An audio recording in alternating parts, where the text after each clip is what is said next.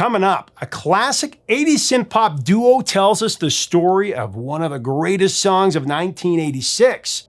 One of those rare songs that was a massive hit on the radio and on movie screens, and also an indelible part of our own life experience where many of our lives imitated art. And what this band had to go through to write this song is truly incredible. The story is next on Professor of Rock. Hey music junkies, Professor of Rock, always here to celebrate the greatest artists and the greatest songs of all time. Now this is a channel for serious music lovers. If you're one of those, subscribe below. Make sure to click the bell so you get our daily content, always celebrating the best of the rock era. You can also get more content, more behind the scenes at our Patreon link below. The band Orchestral Manoeuvers in the Dark, otherwise known as OMD, had quite a run in the 80s. Of course, comprised of vocalist bassist Andy McCluskey, vocalist keyboardist Paul Humphries, along with other members. The band released the song Electricity in 1979 to some fanfare, and then they came on strong into the 80s with several highly acclaimed singles and albums. There was the anti-war classic Enola Gay, amazing song, as well as the blissful Souvenir, which went to number 3 in the UK charts. And the beautiful Joan of Arc, both from the album Architecture and Morality. Then the band got experimental with the wonderful LP Dazzle Ships. You got to go back and listen to it again. It was a commercial disappointment, but a great album to go back to. And that's where OMD started to shift to a more pop sound, more accessible with the album Junk Culture that was released in '84, with fantastic singles like Locomotion, went top 5 in the UK, Tesla Girls. They started to make inroads in the US with 1985's Crush, working with producer Stephen Hague, and they co-wrote their first single that hit in America, So in Love. That went to the top 30. Secret was another great single from that album. And then the band was tapped to write a song for director John Hughes, his film Pretty in Pink.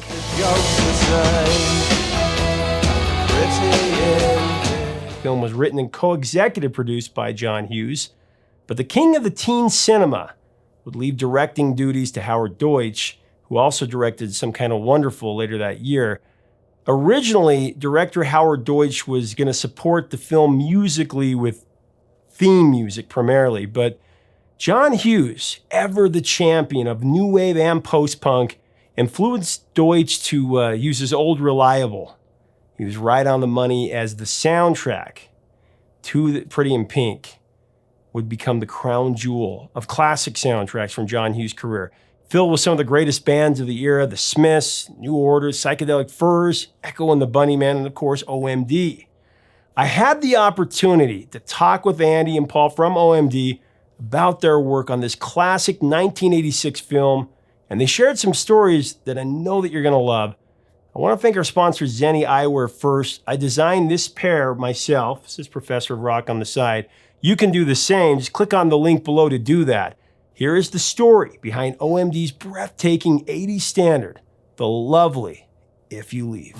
If you leave, don't leave now. Please don't. I admire you. Oh, if you wish. Let's plow.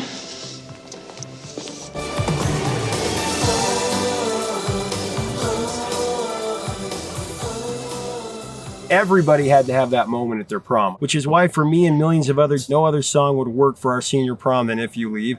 And the movie was great, but it was the song that made you go, I've got to have that experience, that moment. Like I said, it didn't live up to my dreams, the prom, but that 4 minutes and 31 seconds did because of the music. That's how powerful music is.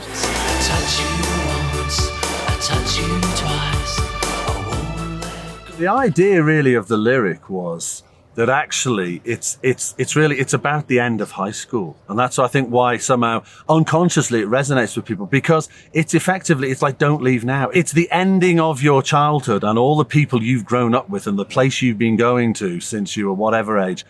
It's a rite of passage song. It's the fear of what comes next. And that's kind of what we were trying to capture. So although everybody's partying at the prom, again, there is this OMD melancholy and fear of what comes next, you know? I love you. Always. John Hughes changed the song in the end, right? After the test screening. Well, he changed changed the ending. He changed the ending of the film. Of the film. Because the test screening came back and they wanted her to get with Andrew McCarthy, Molly Ringwald. That's right. Yeah, we'd written the song for the opposite ending of the film, basically. And we landed in LA. We had a 2-inch master tape ready to mix. We'd recorded the song, but ready to mix it. And then we got to mess it because we had like 2 days in LA that we were going to mix this track. You were about to start a tour, right? Yeah. Like 2 days from starting a tour when that happened. So instead of mixing it, they said, the song doesn't work. We've changed the end of the movie. The lyrics don't work anymore. Can you write us another one? And we're like, you're kidding, today? Yeah, today. We're like, oh. They wanted you to write it at 120. It had to be the same tempo as Don't You Forget About Me because they filmed the prom scene using Don't You Forget About Me. But of course, in the end, it didn't matter because when we saw the final edit, they were like, none of these people are dancing on our beat. It didn't matter what tempo it was a little bit off. It was a little bit off. I mean, it was nuts. Yeah, we just went into the studio off the top of our heads, spent all day and most of the night writing If You Leave, not knowing whether it was going to work or not, put it on a cassette, gave it to a motorcyclist who drove it over to Paramount and put it at the front office at 4 a.m. We went to bed, 8:30 in the morning, we had a call from our manager. John Hughes loves it. Can you go and finish it? And we're like, we've just gone to bed. We haven't slept in 2 days as it is. Yeah.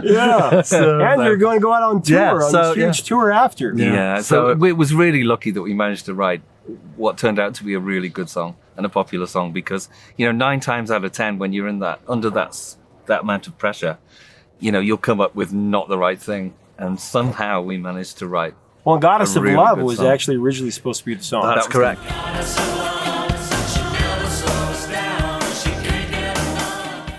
What's interesting about Pretty in Pink is that it's almost reached a kind of a cult status in terms of movies. And there's a whole new generation of people have my daughter, it's this. her favorite movie. Yeah. She's 16, and in that moment that I was when I was 16 when it came out. Yeah, it's kind of transcended generations. And what we've noticed as well is that, particularly on our tour in 2013, we're noticing so many, so much more young people coming to see our shows now. It was funny as well that the band, the 1975, recorded their first album in my studio in Liverpool. I met Matty Healy and he was like, oh my God, you wrote If You Leave and the Pretty in Pink soundtrack is like my heart.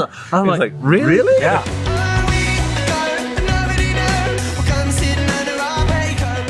The films of John Hughes, growing up when I was in high school, they had movie soundtracks to Pretty in Pink and to Some Kind of Wonderful, that the whole soundtrack was like the modern rock of the late 80s, the Smiths and Depeche Mode and all those bands. I read that you were influenced by John Hughes. Mm-hmm. This album feels like a soundtrack That's exactly what it is. To a John Hughes movie. It's exactly stylistically what we were going for.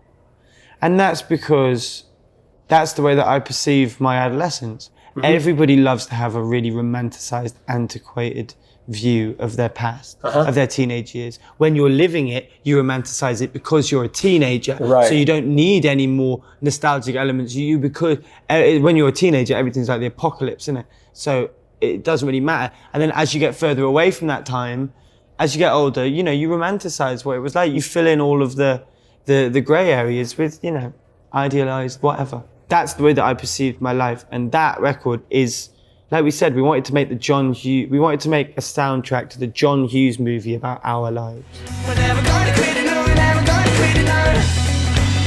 It's also had legs not only with the movie, but also Goldberg's, this American show that has been used on. It's a show about a kid growing up in the 80s. Modern Family, which is one of the biggest shows. Oh, yeah, that was a fun Phil and Claire's song together. It's not our song, Claire. Our song is If You Leave by Orchestral Manoeuvers in the Dark. Oh! Are you sure? Pretty sure. I sang it at our wedding. Oh, I'm an idiot. Well, actually, he's the idiot. He fell in love to a breakup song. Ignore him. This is beautiful. The covers, too. Good Charlotte, covering it for Not Another Teen Movie. If you leave, don't leave now. Not a Surf. The Not a Surf version's nice. Promise me just one more night. It's strange to say, but there is a slight downside to it being such a big song. Because it took us so long to kind of break America and get radio play, all of the ones that came before it, which were huge in Europe, nobody really knows. So in America, we're almost like a one-hit wonder. There's like If You Leave up there, and then there's some down here, you know. We don't normally play this song, but we will for you tonight. It's the song that ruined our careers. We were doing great as an alternative band till we wrote this. It was actually 5.5 minutes long, and we edited the end and we could not get it short enough.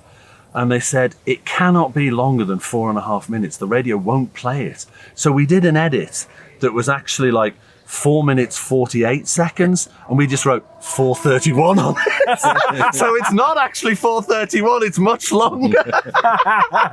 Well, the vocal on that song is so passionate. It means so much to so many people. Always said we meet again. My little outcast group of friends, we were kind of like, secret's out, right? Like you said, you know, now other people, this is our band. And you always kind of feel that connection, right? Yeah, and belong to so many people. Yeah. You really belong to me. But If You Leave did, it's one of the greatest love songs of all time. The perfect ending to that movie.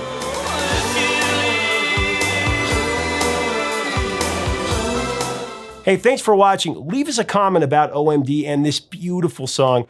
What are your memories of the movie as well as the song? Now, we have more songs from John Hughes films coming.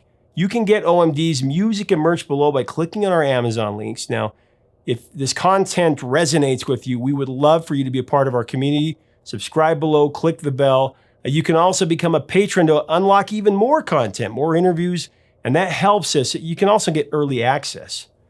But you help our mission of keeping the music alive.